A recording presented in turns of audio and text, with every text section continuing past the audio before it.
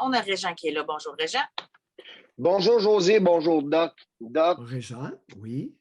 beaucoup de mes amis qui ont le même profil en 40 et 55 ans, qui ont été mariés, qui sont maintenant tous divorcés, sortait avec une pharmacienne, l'autre avec une professionnelle, Richard, et on a le même dénominateur commun. Maintenant, on sort tout le temps, on a nos relations se concentrent et ça donne qu'on est traité différemment, mieux considéré et avec des communautés ethniques différentes. José avait fait la dernière fois, vous aimez les communautés ethniques différentes? Oui. Oui. Moins germaine, plus égalitaire, on sent vraiment qu'on est traité en homme. Et on n'essaye pas de nous couper les couilles. On les mange, les couilles, mais on ne les coupe pas. On ne les pogne pas. Dans certaines cultures, ce n'est pas de l'égalité, c'est de la soumission, par contre.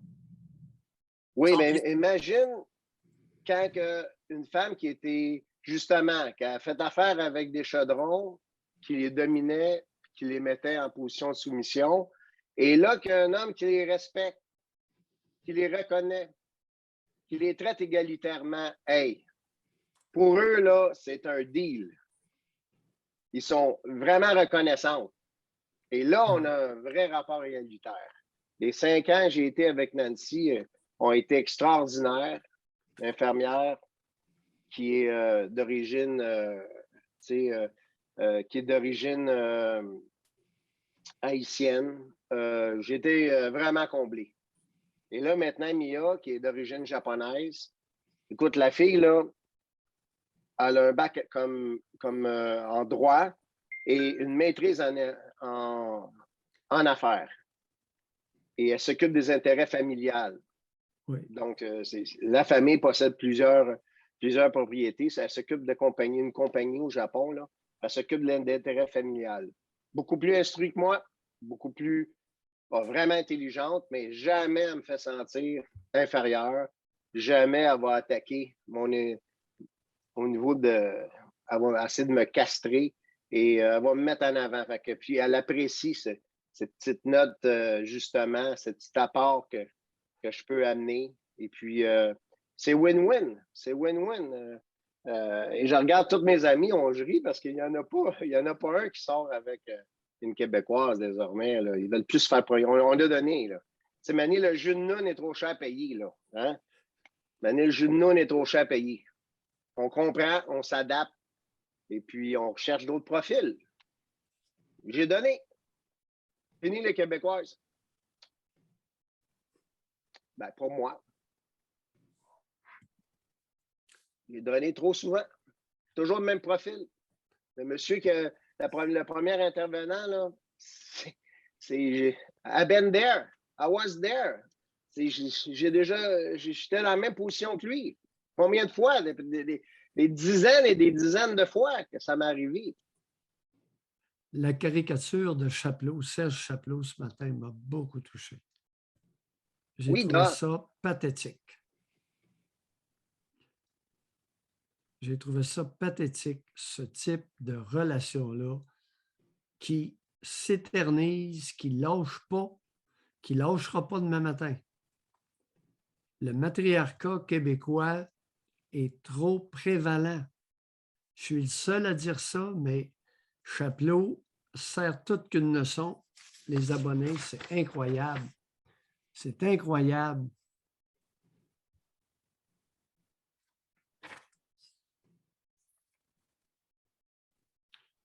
C'est une fronde en pleine face. Et d'autant plus, lors de voyages à Cuba, là, c'est dans les 5 étoiles, il y avait beaucoup de femmes professionnelles qui ont pris un peu de poids, qui sont sorties du radar masculin québécois, là, OK, et qui vont à Cuba justement pour avoir des expériences avec les mâles cubains. Oui. Et là, ce qu'ils recherchent, c'est les ultramâles.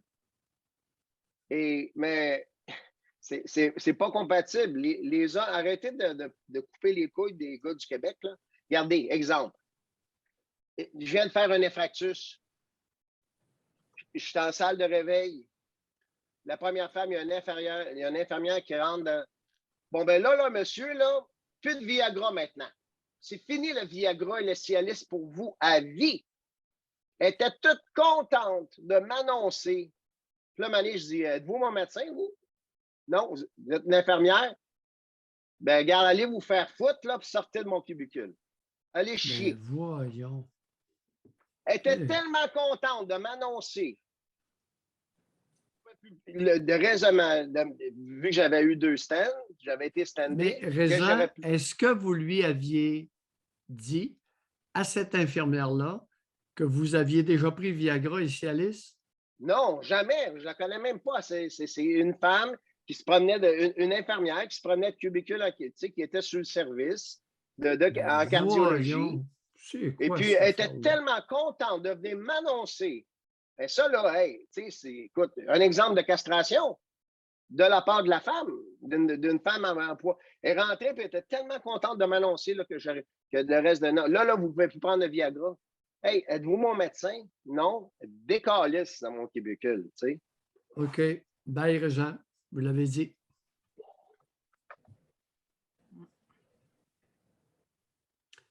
On ne peut pas lui enlever ce qu'il a vécu.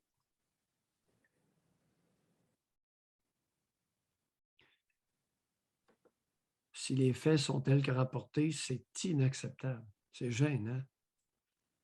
Aïe, aïe. Parce que ça, c'est le genre d'avis qui doit venir du médecin et pas d'une infirmière. Ben oui. Sur les médicaments, les infirmières, ils ont un mot à dire? Ils ont-tu... Non, à moins qu'elles travaillent de concert avec le médecin pour ajuster, par exemple, l'insuline. Alors, on a des infirmières qui travaillent près des psychiatres qui peuvent ajuster certaines médications, des infirmières qui travaillent avec des généralistes, effectuant le suivi de diabétiques, de MPOC, maladie. Mais là, ça ne semblait pas être le cas de cette femme-là. Bing, bang, qu'est-ce que tu fais là? Hey, tabarnouche. Personne pour la prendre par le... Tu sais, il dit, hey, de quoi tu te mêles? Premièrement, est-ce qu'elle connaît suffisamment la condition cardiaque? Est-ce qu'il pourra reprendre à nouveau du Viagra ou du Cialis? Je n'ai aucune idée. C'est à discuter avec son cardiologue. Oui, c'est ça. Pas avec l'infirmière qu'il ne connaît pas. C'est bizarre. Hein? Il y a toutes sortes de... Ouais. J'aurais tendance à le croire, Régent, parce qu'il y a des réactions parfois loufoques qui originent directement de l'inconscient de la personne et non pas de son niveau de connaissance. Tu sais, elle a le droit d'haïr le masculin, d'haïr les mâles, mais là, elle est là comme professionnelle. Donc, elle n'a pas le droit de se laisser aller à une séance de défoulement. Elle n'est pas là pour ça. Elle n'est pas payée pour se défouler. Non, c'est ça. C'est bizarre comme histoire. Mais plausible.